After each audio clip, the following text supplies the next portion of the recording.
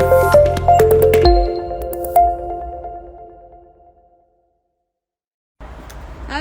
selamat pagi Sobat KJRI dimanapun berada. Apa kabar?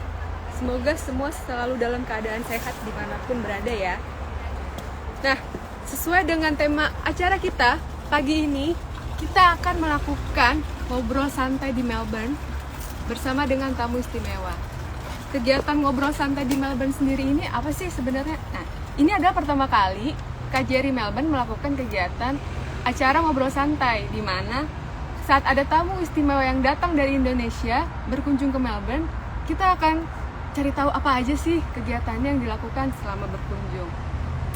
Oh ya, selama acara ini, Sobat KJRI juga bisa berinteraksi secara langsung, baik mau kirim salam, mau tulis komentar, ataupun pertanyaan yang bisa ditulis di kolom chat di bawah ini.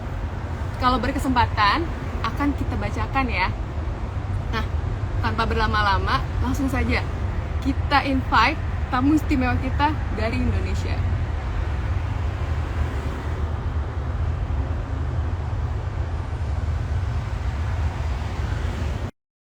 Sambil menunggu hari ini udah ada agenda kemana aja nih?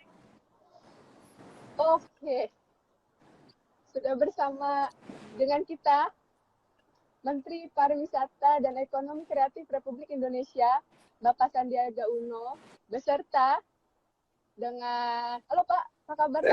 Sehat Indri, walaupun saya nggak bisa lihat karena oleh Reza diputar ke sana, tapi bisa lah, sehat lah. Keren, ini Melbourne super banget, dan saya ada orang konten yang kayaknya mesti sedikit detail kameranya. Iya, halo Sobat KJRI dan tentunya semuanya yang sedang menonton di acara ini, termasuk dengan akunnya Pak Sandi. Kita semua sehat dan kita akan wawancara beliau sebentar lagi. Silakan Indri. Oke, tanpa berlama-lama, sebelum kita mulai acara nih, izinkan saya bersopan santun. Harus ada pantunnya. Jalan-jalan ke pasar, beli ikan teri. Tidak lupa beli buah mangga. Sudah beberapa hari ini kita bersama dengan Mas Menteri. Boleh dong cerita-cerita kegiatan apa saja selama di Australia. Yeay. Saya mesti balas dulu pantunnya. Oke. Pak Konjen ada pantunnya tuh. Saya belum ada pantun, tapi nanti saya bikin pantun. Enggak, ini saya kasih pantun saya. Akhir pekan tidak lupa olahraga pagi. Cakep. Agar badan tetap fit dan terus bahagia. Cakep. Bersama Pak Konjen kita terus bersinergi. Cakep. Mari perkuat hubungan Indonesia Australia. Oke, jadi saya beri contekan ini. Kepean.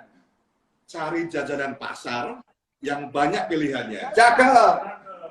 Ada arem-arem, klepon, dan tape ketan. Cakep. Mari bersama-sama kita promosikan Indonesia. Cakep. Agar selalu menjadi destinasi favorit para wisatawan.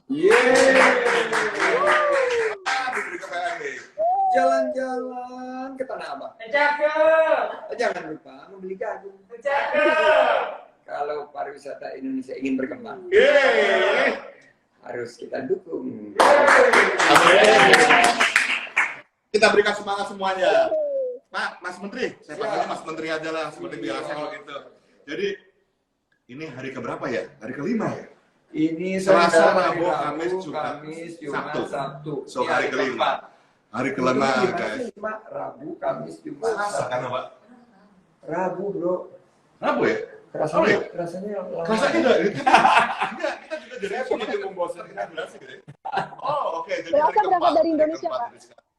Jadi sudah ada beberapa kegiatan yang tentunya sangat menarik untuk kita ceritakan bersama.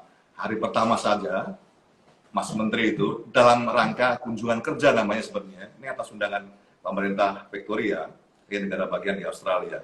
Beliau itu sudah langsung tancap gas. Apa itu, guys? Lari pagi duluan, seperti biasa beliau itu, lari pagi. Tapi kemudian siangnya kita sambut dengan pertemuan dengan yang resmi, dengan Minister Dantehan. Ini adalah menteri yang portfolionya sebenarnya adalah diantaranya turisme, perdagangan, dan investasi. Turisme ini banyak sekali hal yang menarik dibahas selama itu. Saya mengikuti ya, dan itu komprehensif sekali. dan memang nantinya akan menjadi suatu kerjasama yang sangat menarik banget. Dan setelah itu malamnya beliau bertemu dengan AIBC.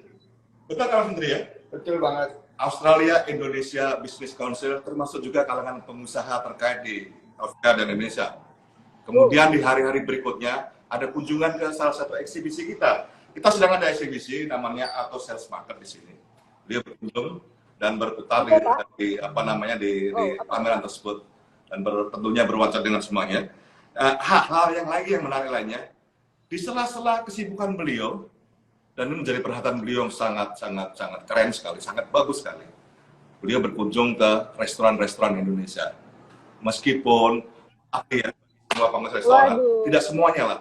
Kalau ada 52 restoran, bagaimana kita? Susah banget. Tapi kita upayakan sedemikian rupa. Tadi malam kita sudah dengan masyarakat Indonesia dan sudah ada dialog wawancara. Nanti malam akan ke salah satu masjid di Melbourne, Masjid Baitul Maqdis. Jadi akan buka bersama dan silaturahmi dengan teman-teman Muslim di sana. Dan tentunya ini akan menjadi kelanjutan terus. Ini akan menjadi terus menarik. Oh iya, satu hal yang paling penting adalah kunjungan kerja beliau itu adalah menjadi pembicara di Sport Next Conference. Ini satu event besar, seperti event nasional diselenggarakan oleh pemerintah Victoria dalam rangka back to back dengan Grand Prix Formula One yang diselenggarakan setiap tahun di Melbourne. Dan Pak Menteri tentunya bawa rencana-rencana yang sangat matang untuk mengembangkan event-event besar di Indonesia nantinya sehingga membawa kemajuan Indonesia. Tanpa harus berpanjang lebar, saya akan menyampaikan satu pertanyaan dulu atau satu persatu nanti agar Mas Menteri bisa memberikan informasi tanggapan. Pertama, Mas Menteri, kesan Melbourne seperti apa? Saya ini beberapa kalinya ke Melbourne, tapi setiap kali saya ke Melbourne, saya tentunya mendapatkan satu pengalaman yang betul-betul unik ya. Karena pertama kali saya ke Melbourne, saya merasakan 4 musim di dalam satu hari.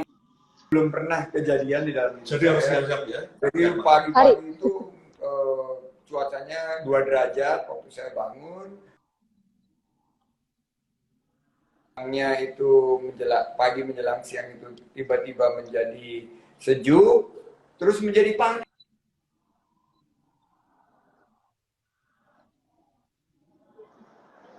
Jadi ini kayak spring, summer, jadi satu hari. Terus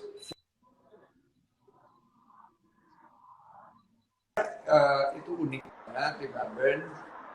Terus juga saya ngelihat bahwa yang keunikan kedua bahwa Melbourne ini adalah kota dengan coffee shop per capita paling tinggi di dunia, salah satu yang paling tinggi. Jadi hampir di setiap pojokan itu ada warung kopi, dan ini tertarik saya karena ini jadi potensi besar buat kopi-kopi dari Indonesia. Sehingga Melbourne menjadi ibu kota kopi atau coffee culture. Iya, coffee culture dan jadi coffee capital of the world. Yang ketiga, masyarakat Indonesia.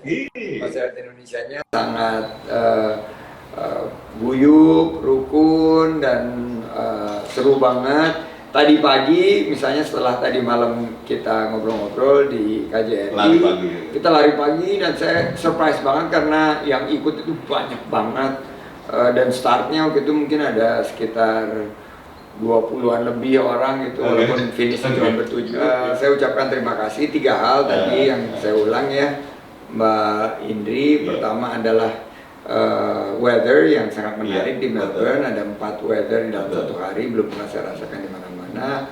Terus juga kopi yang sangat omnipresent di seluruh Melbourne, mulai dari di kampus sampai di kota. Jadi itu jadi coffee culture dan jadi ibu kota kopi dunia. Terus yang ketiga yang menarik juga adalah dari segi masyarakat Indonesia yang sangat rukun, guyup, sangat suportif.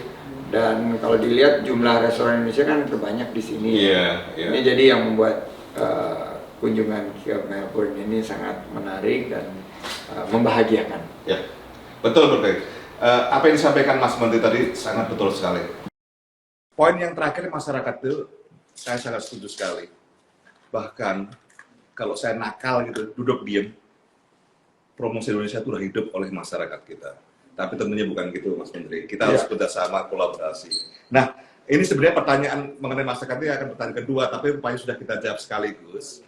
Pertanyaan berikutnya yang saya akan sampaikan tentunya adalah dalam 4 hari terakhir ini, dari mulai hari Rabu, apa yang perlu di-highlight kegiatan yang sudah ada dari Mas Menteri ini? Pertama-tama bahwa kita udah mulai kembali membuka pariwisata dan perjalanan luar negeri Indonesia, di mana kita sekarang membebaskan peraturan karantina sudah tidak berlaku lagi. Juga buat Indri dan teman-teman nanti dikumpulin aja pertanyaannya karena masih banyak pertanyaan. Kita sekarang memasuki transisi menuju endemi, perlahan namun pasti kita kendalikan pandemi ini dengan protokol kesehatan, dengan vaksinasi, dengan sosialisasi dan edukasi. Kita harapkan semakin dikurangi tentunya peraturan yang berkaitan dengan testing, dan juga peraturan-peraturan yang dirasakan memberatkan kunjungan wisatawan ke Indonesia. Itu misi pertama. Misi kedua adalah pengembangan selain daripada pariwisata adalah potensi produk-produk wisata kita seperti ecotourism, sports tourism. Makanya saya diundang bicara di Sports Next. Juga bertemu dengan counterpart Menteri Dan Tihan, juga Menteri Pakula, Menteri Steve, dan juga ini mendorong semakin kuatnya hubungan Indonesia-Australia, apalagi setelah dibuka mulai tanggal 8 Maret, ternyata kan yang menjadi pengunjung atau wisatawan terbesar itu justru dari Australia, dan dari Australia itu ternyata dari Melbourne. Jadi ini makanya kita datang ke sini untuk strike it while the iron is hot. Juga ada kunjungan mengenai peningkatan capacity building, seperti addressing the skill gaps dengan Australia Indonesia Center, dengan universitas-universitas yang ada di sini. Terus tadi yang saya cerita, kita punya program nih, program andalan Indonesia Spice Up the World. Betul Dan sekali. Indonesia Spice Up the World ini adalah sebuah program kolaboratif yang akan merangkul para diaspora dan restoran-restoran Indonesia di luar negeri untuk meningkatkan penjualan produk-produk kuliner Indonesia, tapi juga memperkenalkan destinasi wisata kita, dan juga meningkatkan ekspor rempah kita dan bahan makanan dari Indonesia, serta menjadikan Indonesia sebagai destinasi gastronomi unggulan dunia. Jadi ini program yang baru saja diluncurkan tahun lalu oleh Bapak Presiden Joko Widodo di Dubai, di saat Dubai Expo. Sekarang kita gaungkan ke seluruh wilayah dunia, dan Melbourne ini kelihatannya merupakan stop yang penting karena di sini jumlah restoran Indonesia di atas 50, dan bisa kita jadikan mitra untuk pengembangan ke depan. Terima kasih Mas Tri. Jadi tadi beberapa hal yang disampaikan oleh Mas Menteri terkait bagaimana kembali men-trackkan arus wisatawan. Saat ini bahkan Australia terbanyak. Jadi supportnya tidak hanya Melbourne, punya juga Mas Menteri, termasuk dari kota-kota besar lainnya, Sydney, Perth, Canberra. Kita semuanya termasuk. Kita harapkan juga tentunya perwakilan-perwakilan dari lainnya juga mendukung ini. Termasuk program Indonesia Spice Up the World. Ini proses yang paling penting harus kita ikuti. Meskipun 52 restoran yang ada di sini sudah ada, tapi kita akan terus tingkatkan. Harapan kami tentunya nanti, kalau misalnya ada direct flight lagi yang masuk ke Melbourne dari Jakarta, itu pasti akan mendukung upaya-upaya yang disampaikan oleh Menteri.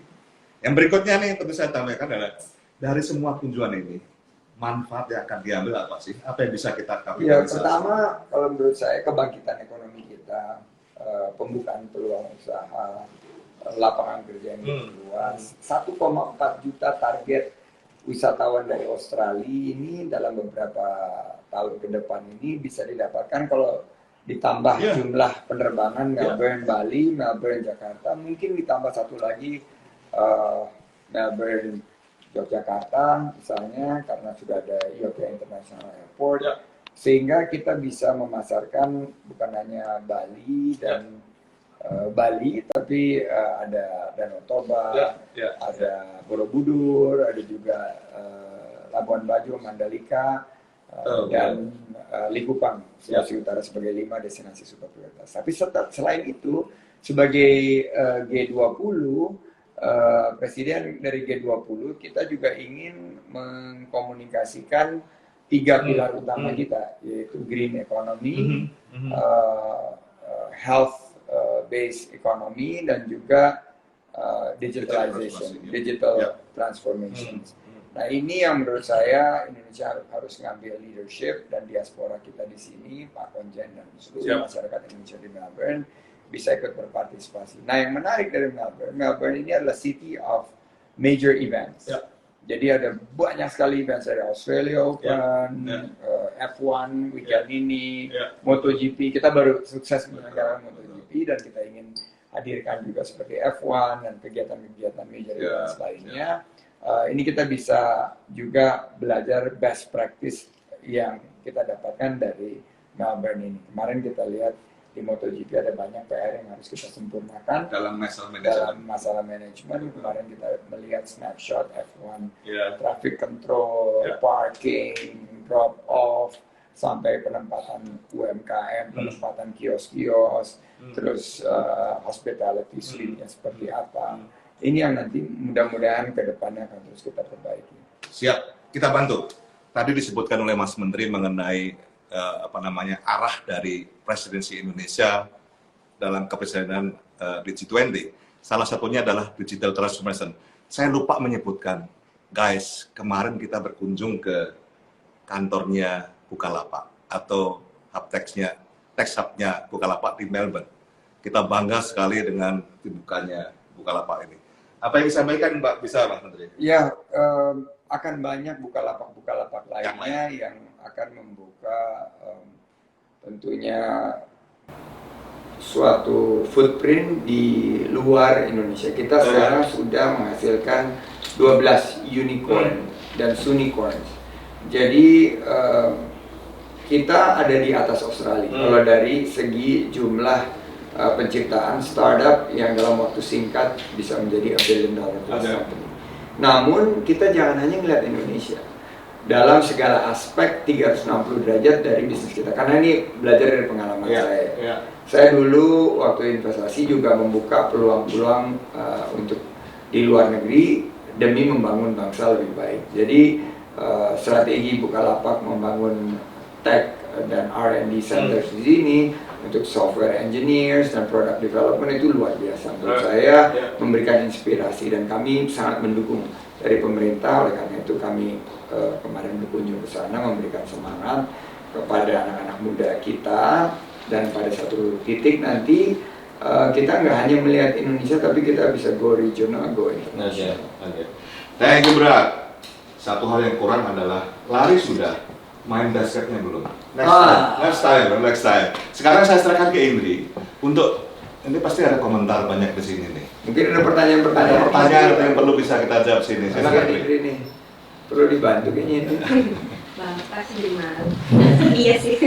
Jadi gini Pak, ini udah banyak banget selain salam, komentar. Nah, ada beberapa pertanyaan yang menarik. Boleh saya bacakan ya Pak? Ini ada pertanyaan, kan ada yang tadi Bapak berbicara mengenai kopi. Nah, salah satu pertanyaannya adalah gimana cara Bapak mencari investor kopi dan saling kerjasama dengan pariwisata, karena di Kabupaten Sumbawa itu penghasilan kopinya sangat tinggi. Sumbawa ya. Oke, kita di program dari Food Startup, kami memfasilitasi, jadi ada program namanya Food Startup Indonesia, Pak, ada di Bapparekraf, dan di Kemenparekraf ini kita memfasilitasi matchmaking antara startup di bidang kopi, dan kita lagi melihat the next kopi kenangan. Karena kopi kenangan ini kan membanggakan sekali, Pak. dari sebuah perusahaan berbasis kopi, dia sekarang sudah menjadi $1 billion company. Dengan pembukaan cabang bukan hanya di seluruh wilayah Indonesia, tapi mereka juga reaching out to the world. Karena kalau kita lihat ya, sangat ironis, Indonesia itu negara penghasil kopi utama dunia, dan kopi itu dinamakan di sini apa coba? Di luar negeri lah namanya, dipanggilnya kan Java. Ya. Dan Ya, itu Java kopi itu identik sama Java, Java Indonesia. Ya. Jadi kita harus pastikan bahwa kita, Ya. apalagi ini Melbourne, That's coffee right. capital Ya. of the world, Ya, ya. kita harus punya juga restoran-restoran coffee shop dari Indonesia yang membanggakan kita dengan kopi-kopi misalnya dari Sumbawa. Kopi Sumbawa itu enak-enak banget Pak. Jadi nanti kita undang di Food Startup Indonesia, kita pastikan teman-teman entrepreneur muda yang punya peluang untuk mengembangkan kopi-kopi lokal untuk bisa juga mendapatkan investor, pendanaan, dan mengembangkan usaha. Tapi yang paling penting, pastikan dulu produk kopi kita ini punya keunggulan. Pastikan dulu kemasannya baik. Ya. Nah itu nanti Betul. kalau kita punya produk yang bagus, nggak usah cari investor guys. Iya. Investor yang datang ke kita. Iya, iya. Jadi kalau kita udah punya produk yang bagus, kemasannya keren, packagingnya juga punya logo yang menarik, Iya. dan yang paling penting juga sustainable. Kalau Iya. kita bisa bilang bahwa kopi kita ini adalah organic coffee, Iya. tidak pakai pestisida, tidak pakai kimia, insya Allah akan mendapatkan pasar yang baik. Bukan hanya Keren. di Indonesia, tapi juga di Melbourne, Australia. Ya, jadi dua kata kunci, konsistensi dari kualitas dan sustainability ketika kita mendistribusikan menjadi hal yang penting. Itu pengalaman kami Mas Menteri. Jadi ketika Purni sudah masuk, semuanya bagus semuanya, termasuk fashion. Tapi ketika kita tidak bisa mempertahankan tuntutan demand dari marketnya, kita jatuh lagi. Ini harus kita pertahankan semuanya. Moga-moga nggak ada pertanyaan lain lagi? Atau ada pertanyaan lagi? Ada banyak. Masih lagi? Masih. Silakan. Masih banyak, kasihan Mbak Indra ini belum kerja. Benar. Saya kerja dulu lagi Pak. Iya kerja dulu. Ayo, Nih, mana? Pak ada pertanyaan lainnya, bukan pertanyaan sih, lebih pada kayak komentar Pak. Untuk akses kedatangan di Indonesia, selain rules dan regulation serta infrastrukturnya, kalau bisa dibantu untuk diperbaiki Pak. Apakah ada saran seperti kayak mungkin ada yang Australia mau ke Indonesia masih banyak yang terbentur Oke. peraturannya gitu. Oke, mungkin peraturannya Pak Konjen bisa sampaikan dan kira-kira bagaimana kita bisa solusikan di Indonesia. Silakan Pak Konjen. Iya, jadi dalam beberapa hal, pertama yang perlu kita ini kan kita sudah buka lagi yang namanya visa on arrival, all destination guys. Ada masih syarat yang perlu dipenuhi adalah vaksin. Tapi vaksin itu hampir semuanya sekarang kita sudah ya, terutama untuk double vaksin. Kalau semua perjalanan asing, istilahnya international traveler sudah menggunakan 2 kali vaksin, tidak akan dikenakan karantina lagi. Namun demikian, kalau masih 1 harus karantina 2 kali. Tapi tentunya tuntutan kita dan tuntutan kita semua dalam sehat sehingga bisa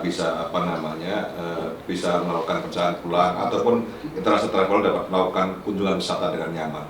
Untuk itu kita akan sosialisasikan ke semua pihak, ke stakeholder yang ada, sehingga arus wisatawan kembali masuk ke Indonesia sebanyak-banyaknya. Ini yang bisa kita lakukan nanti tentunya kerjasama dengan semua pihak termasuk masyarakat kita dalam konteks untuk diseminasi ini. Itu yang disampaikan Pak Menteri. Iya, dan buat kita di Indonesia kita baru perluas visa on arrival, sekali masuk, jadi nggak ada masalah lagi untuk masuk ke Indonesia. Prosesnya cepat, kita sudah bebaskan ketentuan karantina. Next yang sedang kita pertimbangkan adalah